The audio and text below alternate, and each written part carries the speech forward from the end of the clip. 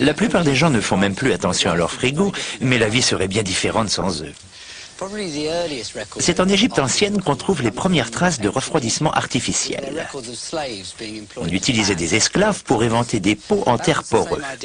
Le principe était le même que ce pot à rafraîchir le lait. On met de l'eau dans le sous-plat et le pot reste humide. C'est l'évaporation de l'eau qui refroidit le lait.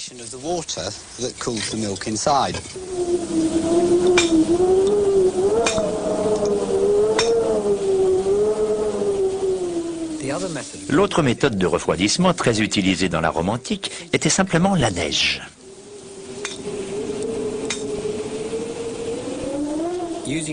Quand on l'isole un peu, il est étonnant de constater qu'elle tient longtemps avant de fondre.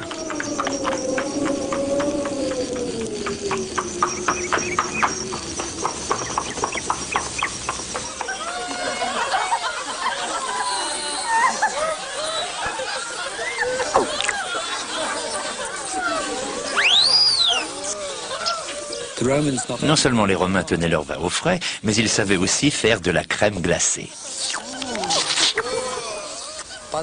Au XIXe siècle, on avait découvert d'autres liquides qui s'évaporaient bien plus vite que l'eau, comme l'alcool. Si j'en mets un peu sur ma main, la sensation de froid est très nette. L'alcool s'évapore si vite que ma main est déjà presque sèche. Et ceci accélère encore l'évaporation. On avait découvert que différents gaz se liquéfiaient quand on les comprimait. Ce cylindre contient du dioxyde de carbone et quand il est sous pression, il se transforme en liquide à température ambiante. Si j'ouvre le robinet, il va jaillir du tuyau et se retransformer en gaz en s'évaporant. L'effet de refroidissement est tout à fait étonnant.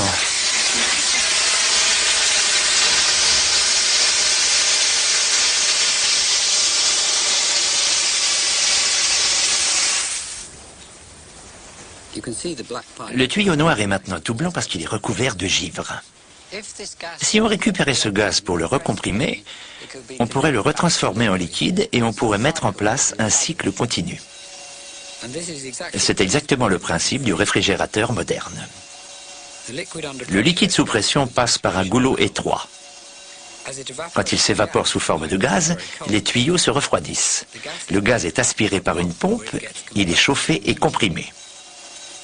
Le gaz chaud se refroidit et se condense en liquide, toujours sous pression. Le cycle peut recommencer. Le premier brevet de cette machine fut accordé à Jacob Perkins en 1834. À l'époque, son invention ne fut pas accueillie avec grand enthousiasme, car il existait déjà une industrie de glace naturelle.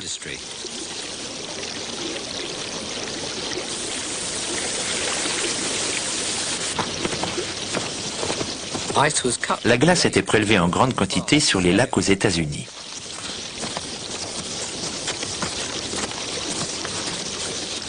En 1890, on en recueillait 25 millions de tonnes par an. La Grande-Bretagne en importait 500 000 tonnes des États-Unis et de Norvège. On la stockait dans d'énormes glacières en bois où elle se conservait tout l'été. Les pains de glace étaient livrés 2 fois par semaine par le glacier. On la mettait dans ces glacières.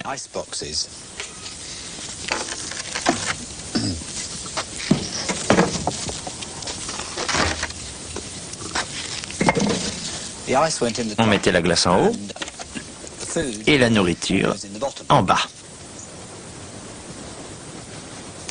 La glace fondait lentement et s'écoulait dans un bac qu'on vidait environ tous les 2 jours.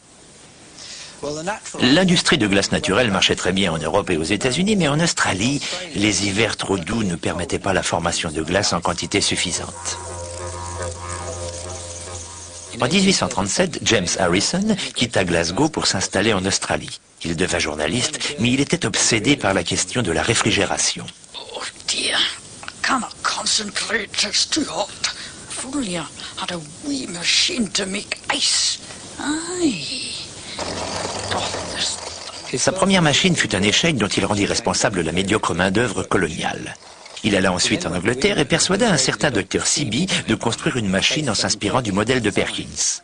En 1858, Harrison acheta la machine de Seaby et l'emporta en Australie. Here's my machine, and here you see a perfect lump of ice. All right, there's a flywheel here, right? Make sure it's well adjusted. Un brasseur commanda alors à Harrison la construction d'une usine de réfrigération. La première machine à réfrigérer au monde fut donc utilisée pour rafraîchir la bière australienne.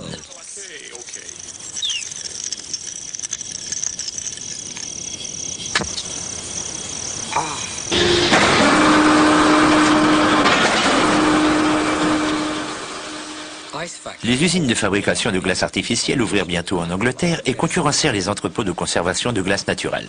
La Lowest of Ice Company est l'une des premières dont David Forster se souvienne. Cette entreprise fut créée en 1898. Mon arrière-grand-père, M. Cockrell, trouvait que la glace ordinaire des glaciers norvégiens n'était pas d'assez bonne qualité. Il décida de fabriquer de la glace artificielle en utilisant du gaz ammoniaque réfrigérant qu'on trouvait sur le marché dans les années 1870.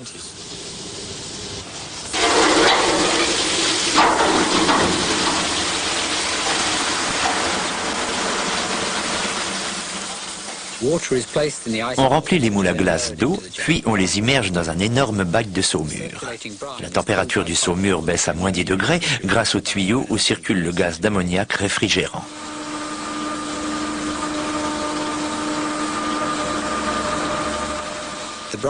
Le bac est aussi grand qu'une piscine.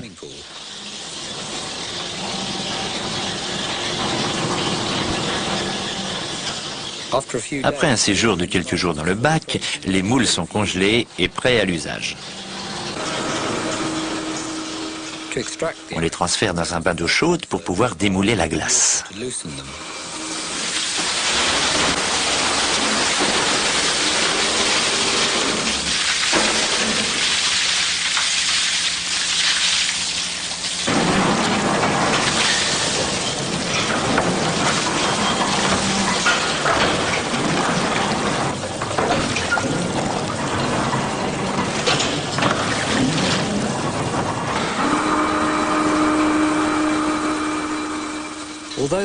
Le procédé est très impressionnant, mais aujourd'hui il existe des méthodes bien plus rapides et moins coûteuses. Les pains de glace sont vraiment d'une autre époque et ceci est la dernière fournée.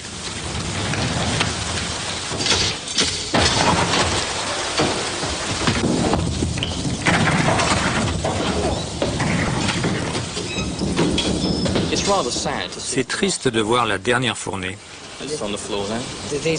Ce sont les derniers pains, là? Oui, ils seront les derniers. Cette méthode de congélation est très ancienne et elle n'est plus viable aujourd'hui.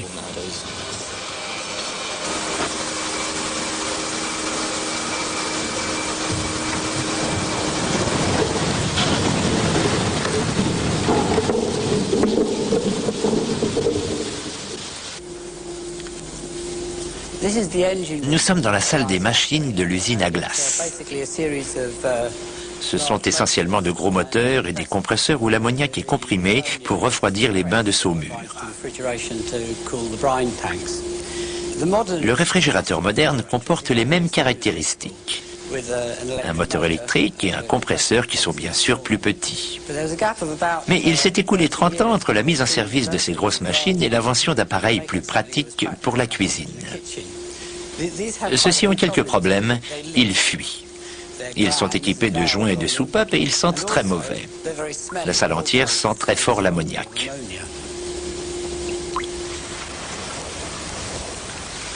La General Electric aux États-Unis trouva la solution en isolant le moteur et le compresseur dans une caisse hermétique. Le premier modèle sortit en 1926 et la publicité disait « Sa fiabilité et son efficacité sont telles que nous avons pu isoler tout le mécanisme dans des murs d'acier. » Le meuble est tout à fait esthétique. Ce sont les ingénieurs eux-mêmes qui ont donné cette forme au réfrigérateur. Voici Bette Davis qui en fait la publicité en 1935. My dear, why didn't you wake me up? Oh, there's nothing to do, really. And people quarrel with the inconvenience of living so far out. It's really been the most delightful weekend I've had in years. I wouldn't live anywhere else. Of course, there's a difficulty of service. Dans les années 1950, on faisait intervenir des spécialistes du design industriel et des stylistes. Ils changeaient le style des réfrigérateurs chaque année selon la mode et pour soigner leur image de marque.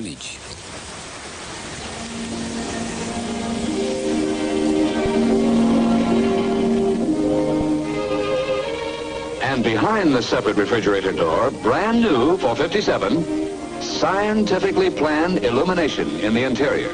Not just one light to light the upper area, but two to give full illumination across the top, and then a third light to light the lower shelf area. Simply take the handy tray and place it in the ice ejector. Then pull down on the handle. That's all.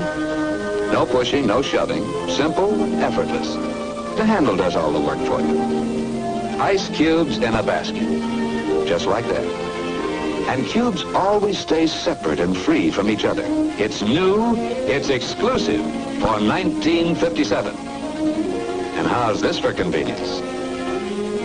The new juice can dispenser that drops a new can in place as soon as you remove one. As handy, as convenient as the frozen food package dispenser alongside. Remove one package, and another is ready for instant use.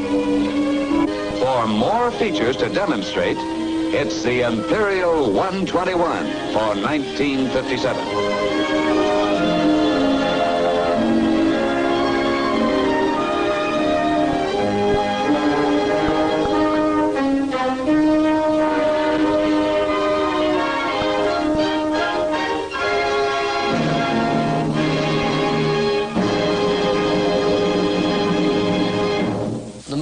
Le réfrigérateur moderne est identique à celui-ci. La forme est un peu différente parce que le moteur et le compresseur ont été placés à l'arrière de l'appareil pour être moins voyants. Le moteur est ici et les tubes en haut. Nous avons détaché le circuit de tuyauterie d'un réfrigérateur moderne. Ici, nous avons le compartiment à glace dont les parois contiennent le serpentin d'évaporation moulé dans 2 feuilles d'aluminium. Ici, la partie hermétique qui contient le moteur et le compresseur. Le gaz chaud passe ici, il est refroidi et liquéfié dans ces tubes là derrière. On ne peut pas voir l'intérieur de l'évaporateur, alors avec Reitz, on a construit cette variante et remplacé l'évaporateur par ce bocal de verre.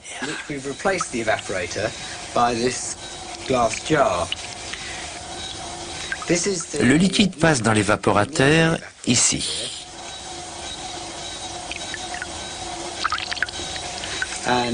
Et il s'évapore dans le bocal pour revenir vers le compresseur sous forme gazeuse.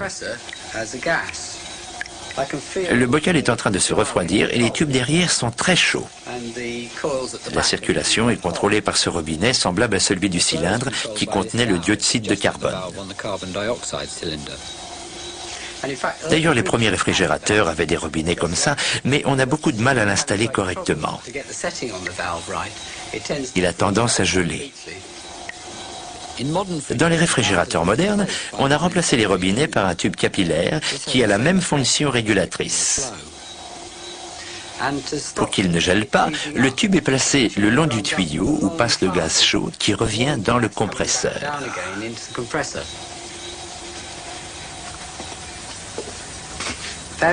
On a testé plusieurs gaz réfrigérants, mais la plupart étaient toxiques, corrosifs ou inflammables. Le dioxyde de carbone est proche du gaz idéal, mais il a une étrange propriété. Quelquefois, il se solidifie d'un coup, ce qu'on va pouvoir vous montrer avec cette installation.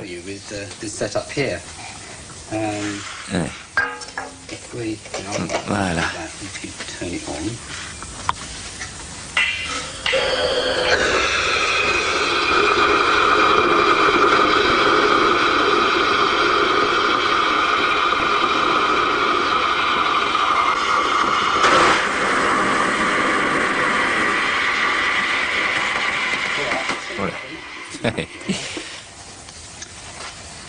Cette neige carbonique est très pratique.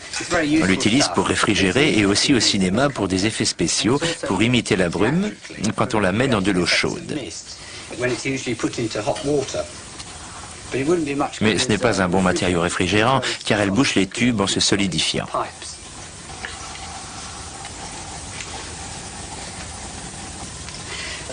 Aujourd'hui, la plupart des gaz réfrigérants sont des chlorofluorocarbones. Ce sont les gaz combustibles qu'on met dans les bombes aérosols. Ils conviennent parfaitement, sauf qu'ils font des trous dans la couche d'ozone. Il n'y en a que quelques grammes dans chaque réfrigérateur, mais il y a beaucoup de réfrigérateurs sur Terre et le chlorofluorocarbone s'échappe dans l'atmosphère quand on met les réfrigérateurs à la casse. Nous avons découpé la soudure de ce caisson hermétique pour que vous puissiez voir l'intérieur. L'essentiel est le moteur qui repose sur 3 ressorts pour amortir le bruit. Le fond est couvert d'une couche d'huile, c'est pour ça que même dans un vieux frigo, le moteur a l'air neuf. À l'extérieur, le moteur est branché à des éléments électriques et il y a un condensateur qui l'aide à démarrer et un autre qui l'arrête s'il surchauffe. Le compresseur n'est qu'un petit bloc qui se fixe au bout. Si je tourne le moteur, vous pourrez voir le piston en mouvement. Le moteur est très solide car dans la vie d'un réfrigérateur, il tourne plusieurs milliers de millions de fois. À l'intérieur, il y a 2 languettes qui laissent entrer et sortir le gaz réfrigérant. Sur ce modèle, si on met le compresseur en marche, on voit le mouvement rapide du piston et le gaz qui entre et qui sort de l'autre côté.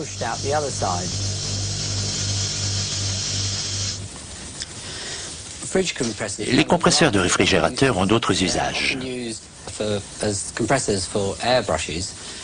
On s'en sert souvent dans les pistolets à peinture et aussi chez les dentistes où ils sont reliés aux tuyaux qui aspirent la salive. Les compresseurs et l'air comprimé sont utiles pour beaucoup de choses.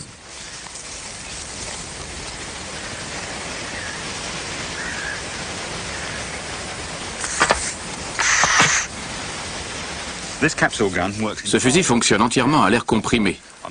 Je l'ai fabriqué il y a quelques années pour simuler des tirs de balles pour le cinéma et la télé. C'est compliqué par la force des choses. Le mécanisme interne donnerait des cauchemars à un plombier. Ici, un cylindre avec un piston à l'intérieur qui actionne la culasse vers l'avant et vers l'arrière. Quand la capsule d'air est insérée dans le bloc et va se loger tout au bout, elle décharge l'air comprimé le long du barillet. On peut tirer de nombreux types de projectiles. Cette capsule contient du sang pour simuler une blessure par balle. Et aussi ces petites-là qui sont des capsules explosives qui font jaillir 1000 étincelles et émettent une petite détonation quand on tire. Revenons à l'intérieur de notre frigo. Le compresseur effectue le pompage du gaz réfrigérant en circuit, mais il faut qu'un élément l'allume et l'éteigne quand la bonne température est atteinte. C'est le rôle de ce petit tube qui est rempli de liquide. Le liquide se dilate au fur et à mesure que la température augmente, ce qui fait gonfler ce petit soufflet à l'autre bout. Nous avons fixé ce petit thermostat sur ce modèle. Si je touche le bout pour faire monter la température, le soufflet se gonfle et à un moment, les contacts vont s'inverser et le compresseur va se mettre en marche. Et ça peut mettre un petit moment. Et si ça se trouve, ça ne marchera pas.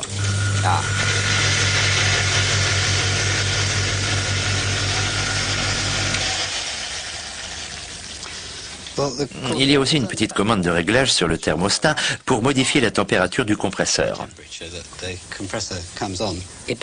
Il fonctionne en actionnant le bras de contact. Plus le levier est proche des soufflets, moins ceux-ci se gonflent pour actionner l'interrupteur. Les thermostats s'utilisent dans de très nombreux cas pour maintenir un appareil à une température donnée. Voici une horloge à eau que j'ai fabriquée avec un ami il y a quelques années. À chaque heure, l'eau s'écoule du réservoir placé en haut et l'horloge se met à fonctionner. Il fallait empêcher l'eau de geler quand elle s'écoulait. Alors nous avons installé ce thermostat pour tout arrêter quand la température baissait trop.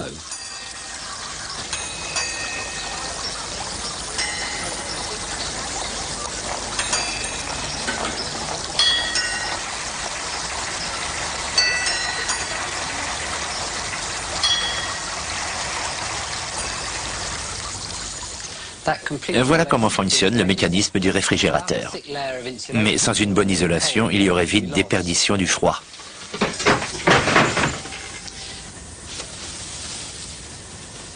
Ce réfrigérateur est équipé d'une couche de laine de verre identique à celle utilisée pour isoler les toits.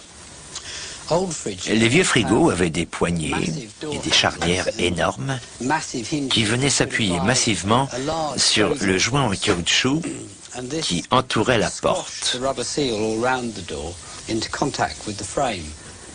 Pour supporter ce poids, le réfrigérateur devait être très solide.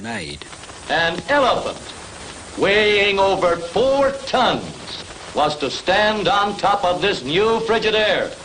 And it must not show any signs of strain under this tremendous load. Will it take it? Can this new Frigidaire stand up under such terrific punishment?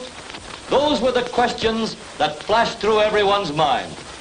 But look, our elephant isn't in doubt. And as he cautiously but firmly places each foot on top of the Frigidaire, it is proved without a question of doubt that this new Frigidaire cabinet is a real masterpiece of construction. Yes, gentlemen, here is a cabinet so sturdy, so strong, that the door can be opened and closed while it supports this tremendous load of over 4 tons. Aujourd'hui, un joint magnétique est encastré dans le joint de caoutchouc. Quelquefois, on voit le joint se rétracter contre le cadre de la porte une fois qu'elle est fermée. Nous avons découpé le joint d'un réfrigérateur et je vais détacher le joint magnétique. Et pour vous prouver qu'il est magnétique, il n'est donc plus nécessaire de construire des poignées et des charnières aussi massives. L'ensemble du revêtement extérieur est bien plus léger aujourd'hui. Quand j'étais réparateur d'appareils ménagers il y a quelques années, le défaut le plus fréquent que je remarquais sur les réfrigérateurs était le joint de la porte qui était mal ajusté. Il y a un moyen facile de vérifier que le joint adhère bien.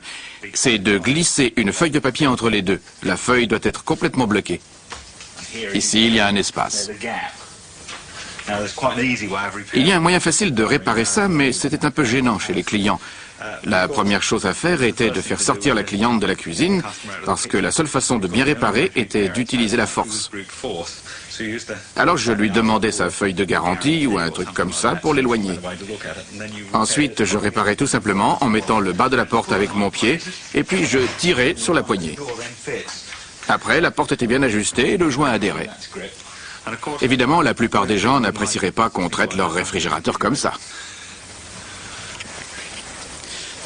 Les éléments les plus fragiles des réfrigérateurs sont les portes.